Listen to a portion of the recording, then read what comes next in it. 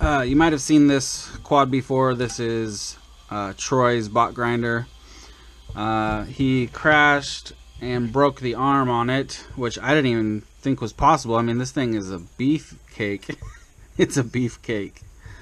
Look at that. I thought it had 5mm arms. I don't think it is. I'm pretty sure that's 4, but there was one I did recently that had 5mm.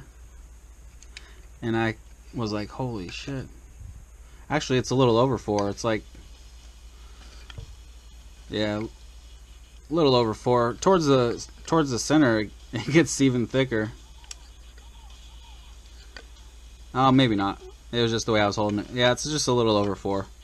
But it's wide. I mean, look how wide it is. That's all just, you know, and it didn't even break where there was like a hole or anything either. It broke right where it was just solid carbon. I mean, that's crazy to snap that like that, but it happened. And he had said that the reason that happened, he crashed because when he would do like sharp turns or quick flips or rolls, the video would go out. Now I did see recently Joshua Bardwell did a video on that exact same thing. I didn't watch it, so I don't know what the answer was, but I did move some things around, added a BEC. I swapped, so it has a Unify Pro in here, and I swapped that from, it was running off a 5V in the back of this. This is a Speedy BF4, and I moved it to the 5V that I had the camera on. I did add this lollipop. I added a giant cap. You can see right there. Added that cap, and then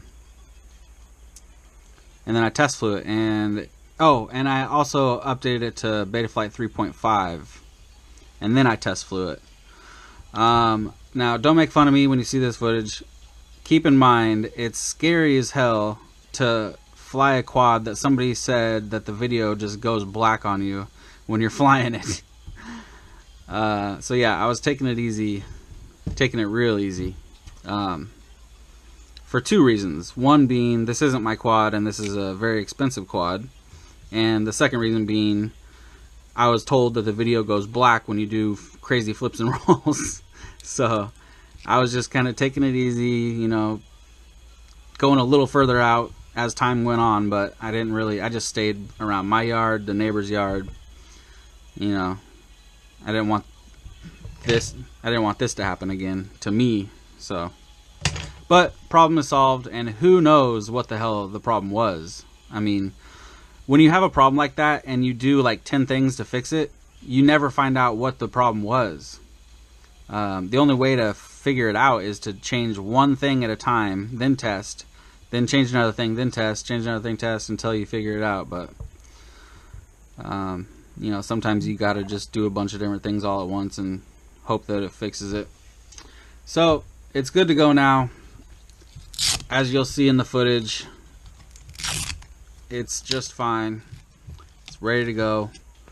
I wouldn't want to send it back to you unless I was 100% sure on that, because I know how much money you've spent, and I know that you just want to fly. So I might fly it one more time before I ship it. I'm not going to ship it today. It's 1 in the afternoon. The mail comes anytime, so, or in the next couple hours. So I'll probably just keep it the rest of the day today. Maybe fly it again later. Maybe do a little tune. It felt so smooth though. I mean, like super smooth. Just the stock PIDs are so great on Betaflight 3.5. It's just crazy. I would probably just keep it how it is, because it was just so smooth. There was no kickback or any stuttering or shaking. It was just perfect. So yeah, there it is, Troy. It's good to go. I gotta keep these props. These aren't mine. But yeah, I'll fly it another time or two and just make sure everything's perfect before I ship it back. Alright, let me know if you have any questions. Thanks.